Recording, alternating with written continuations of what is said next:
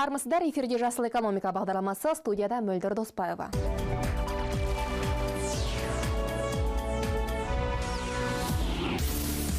Экологиялық автотұрақ топырақ пен өсімдіктерге зақым келтірмейтін қосымша көлік тұрақтарын жасаудың жаңа тәсілі. Мұнда жерге арнайы торлар төселеді. Осы арқылы жерді асфальтпен жабудың қажеті болмайды. Бұл көкпен көмкерілген жасыл аумақтың сақталуына септігін тигізеді. Мегаполистер үшін бұл таптырмас құрал. Мамандардың айтуынша, мұндай тұрақтарды уақытша өткізілетін шараларда пайдалануға болады. Мысалы, жәрмеңкелер мен фестивальдер және қалалық мерекелер ұйымдастырылғанда. Көк шөпте тапталмайды, көлікті де қоятын жер болады. Торларды құрудың еш қиындығы жоқ. Мұндай тұрақтарға салмағы 3 тоннадан аспайтын көліктер тоқтай алады.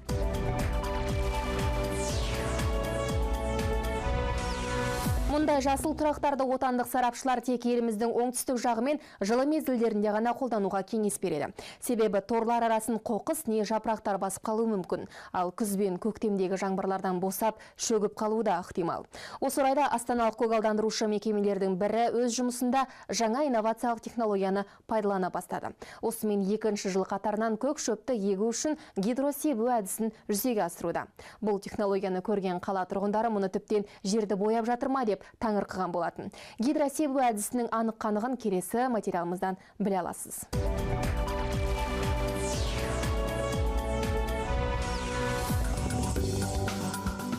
Көкорай майса басқан аумақ жаз-шыға қала көшелерін әрлендіре түседі. Бұл елордалық көгалдандырушы мекемелердің еңбегі. Көк шөпті дәстүрлі түрде тұқымын шашумен қатар дайын орамдарды төсеуге болады. Сондай-ақ былтырдан бері мұнда гидросебу әдісі пайдаланыла бастады. Мульча деп аталатын арнайы қоспа қысымның күшімен шашыратылып себіледі. Онда тұқымнан бөлек тыңайтқыштар, су және биоқоспалар бар. Жақсылап араластырылғаннан кейін бұл сұйықтық алдын ала дайындалған топыраққа егіледі.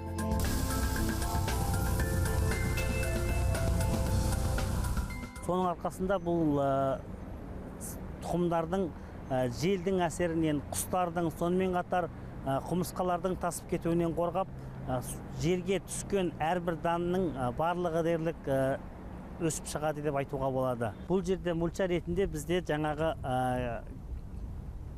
сұйықтықтың құрамындағы өсімдік қалдықтардан жасалған мульча пайдаланады.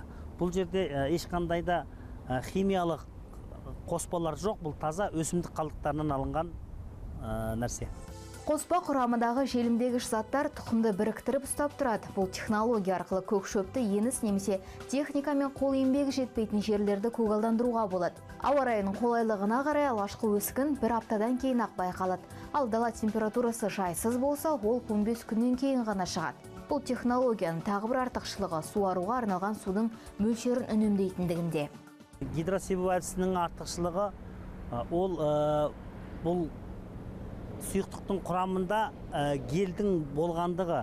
Ол гел өзінің ылғалды сақтау қасиеті бар болғандықтан бұл газондарда суару деңгейінің азайтуына әкеліп соғады. Бұл жерде судың буланып кетуі нөлдік деңгейге дейін түседі да, сондықтан да біздің суару жиілігін едәуір төмендетуге болады. Мамандардың мәліметінше тұқымды гидроәдіспен егу арқылы оның 95%-нан артығы өніп шығады. Бұл өте жақсы көрсеткіш. Айта кетейік, жасыл түс мұнда тек белгілеу үшін. Қоспаның өзі түссіз, ал оның боялуы қай жерге, қай мөлшерде себілгенін көру үшін ғана жасалады.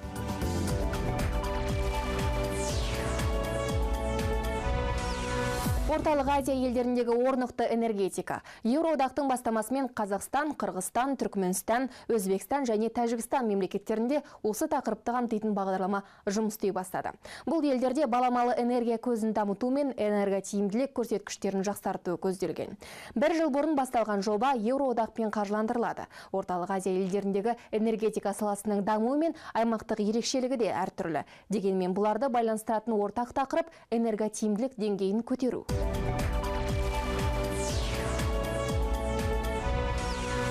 Бағдарламаның алғашқы жұмыстары әр елдің ұтымды тұстарын анықтап алудан басталған. Егер біреулерінде энерготиімділік бойынша белгілі бір жұмыс реті айқындалған болса, келесілеріне тек енді жоспарлар жасалған. Орталық Азия бойынша бұл жобаны жүзеге асырушылар Қазақстанда осы саланың айтарлықтай дамығандығын атап өтті. Біздің мамандармен олар энергоаудит мәселесін қарастыруда. Осы орайда бағдарламаның барлық 5 елдің үкіметімен де, ғылыми институттарымен де бірлесіп жұмыс істеп жатқандығын атап өтуге болады. Қазір олар бірге отырып пилоттық жобаларды әзірлеуде.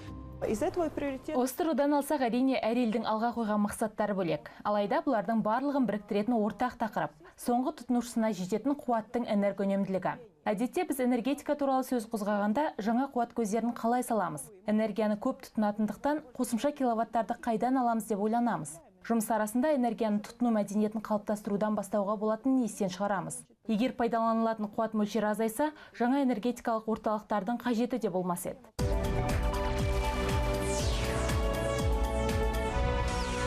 Энерготиімділік мәселесі кез келген елдің мемлекеттік деңгейде көтерілетін проблемасы.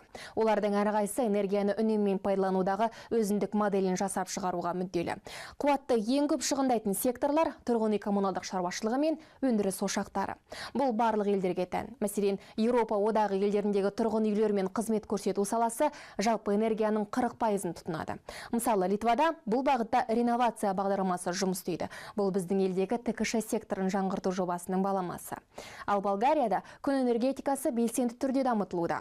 Бұл жөнінде толығырақ осы елдің сарапшылары айтып берсін.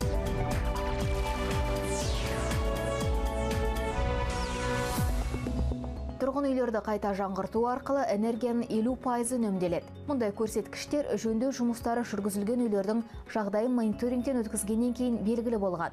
Литвада жаңғырту жұмыстарын өткізуге рұқсат етілген үйлердің жылы 1993 жылдан ерте болуы тиіс. Сондай-ақ ондағы энерготиімділік санаты диға сәйкес болуы шарт. Тұрғындар осы шаралар арқылы энергия үшін шығындалатын қаржы мөлшерін үнемдеп қалады. Өз кезегінде оны жөндеу жұмыстарына берілген несиені өтеуге жұмсауға болады.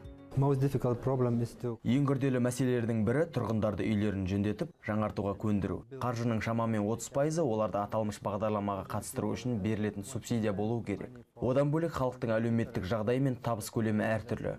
Оны да есепке аламыз. Осы барлық несиелер мен субсидиялар тұрғындардың жөндеу жұмыстарын жүргізуге итермелеуі тиіс.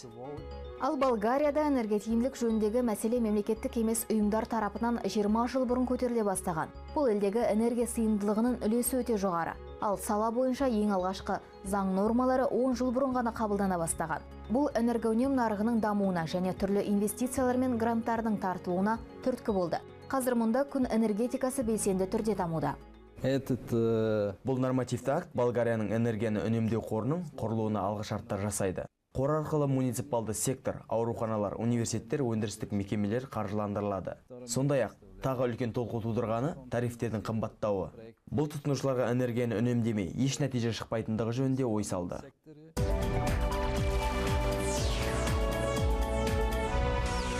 Қоршаған ортаға қатысты ақпараттың қолжетімділігі мен мемлекеттік бағдарламаның орындалуына қолғабыс ету.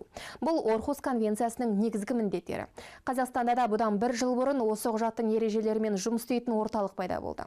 Қазір олардың саны 13-ке жетіп, қауымдастыққа бірігіп үлгерді. Орталықтың ең алғашқысы Бурабайда жұмыс істей бастады. Бұл аймақта қазір туризмді дамыту мәселесі өзекті болып тұр. Өңірдегі кәсіпкерліктің көбі тек жазғы маусымға тәуелді болғандықтан, олар неғұрлым көп пайда тауып қалғысы келеді.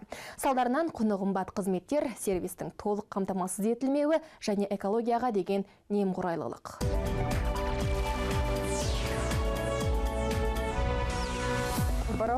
Бурабайда әрине қызмет сапасы әлі де сын көтермейді. Олар туристердің көптеп ағылып, ақшаларын сонда қалдыруларына кедергі туғызады. Сондықтан көрсетілетін қызмет деңгейінің өсуі үшін көп шаралар қабылдау қажет. Одан бөлек олардың экологиялық білімдерін жетілдірген абзал. Себебі адамдардың табиғатқа жанашырлықпен қарауы, қоршаған ортаға еш зиян келтірмеу мәдениетін қалыптастыру керек.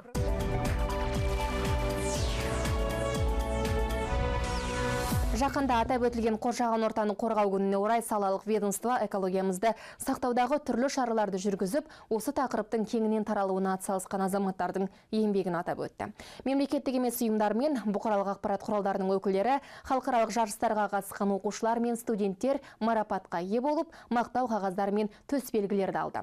Олардың ішінде хабарымыздың редакторы Жазира Оқубаева да бар. Қоршаған ортаға қорған бола жүріңіз. Хабарымыздың электронды нұсқасын 24.kz сайтынан және әлеуметтік желілерден бақылай жүріңіз. Көріскенше.